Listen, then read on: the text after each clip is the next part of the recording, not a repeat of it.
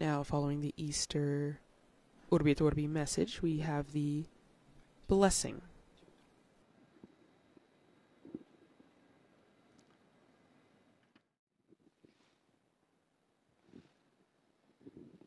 Benedicatus.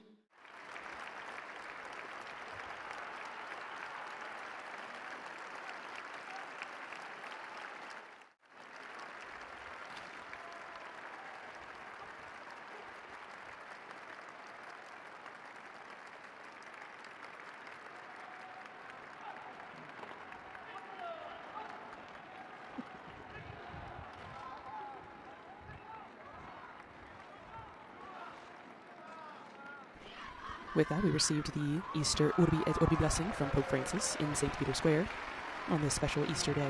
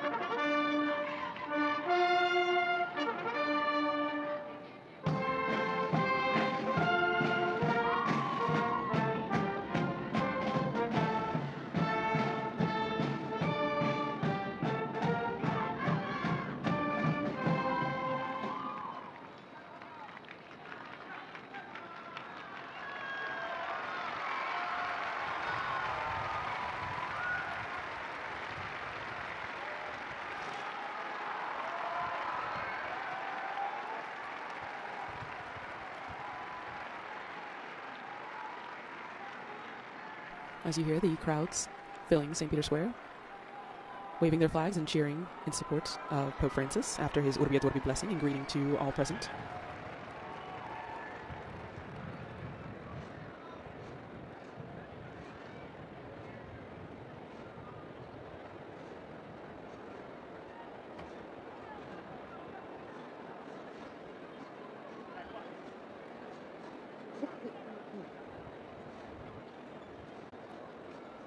In both his homily and in his Urbi et Orbi message on this Easter Sunday, Pope Francis encouraged us all to remember that we were people of hope, who put their hope in God in all the difficult moments of our lives.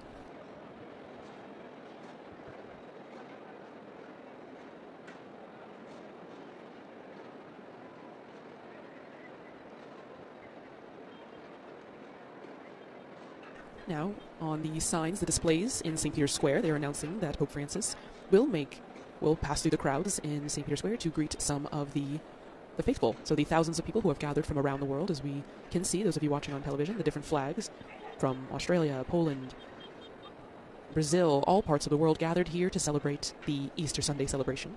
And now, the special surprise of seeing Pope Francis greeting them in the square.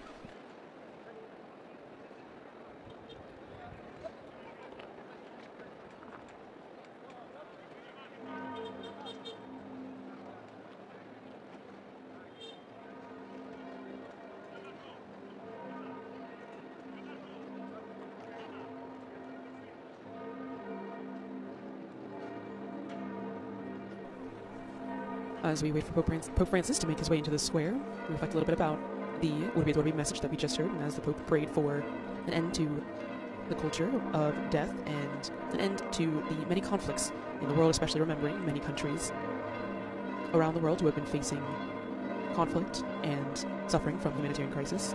The Pope encouraged us to live this message of hope on Easter and to care for others around the world.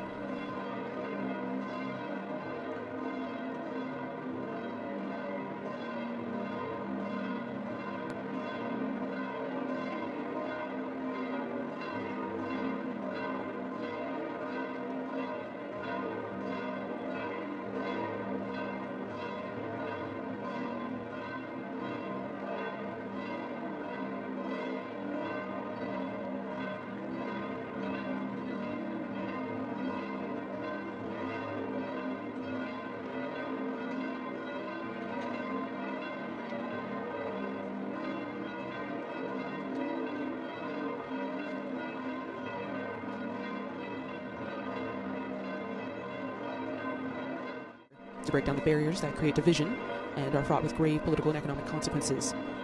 He reiterated the need to care for one.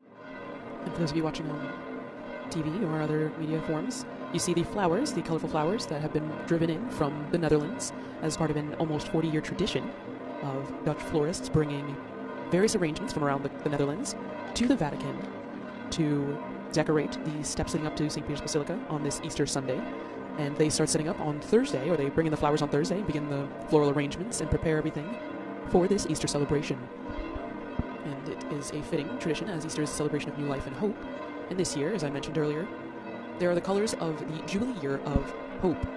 And with the theme, Pilgrims of Hope, something we all are, deep down, people of hope, faith and love, journeying here on Earth, this naturally ties in with the Easter message. Both the logo of the Holy Year and its colors are clearly seen in this year's floral decorations. Again, those colors are red, yellow, green, and blue.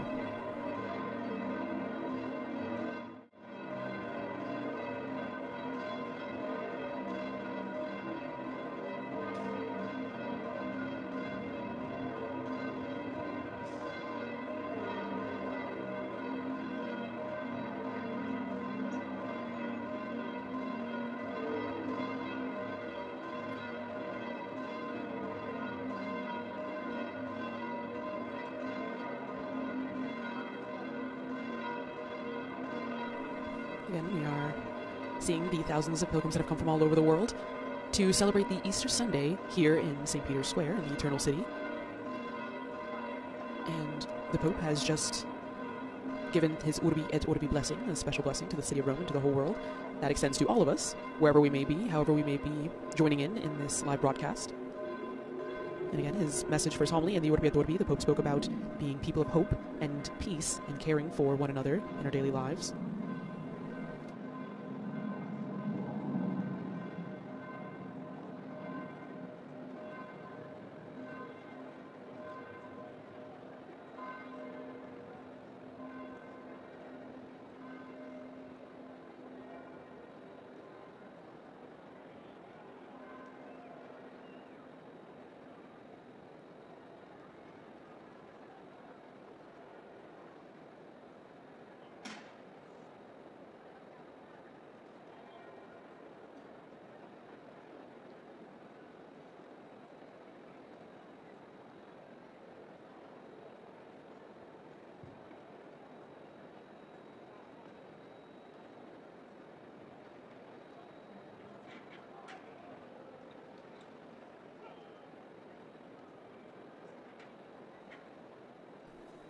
As we have all just received the Urbi et Orbi blessing, which, as I mentioned earlier, is a type, or as other plenary indulgences, also remits the reparation and compensation, or it remits the reparation of sins that we've committed.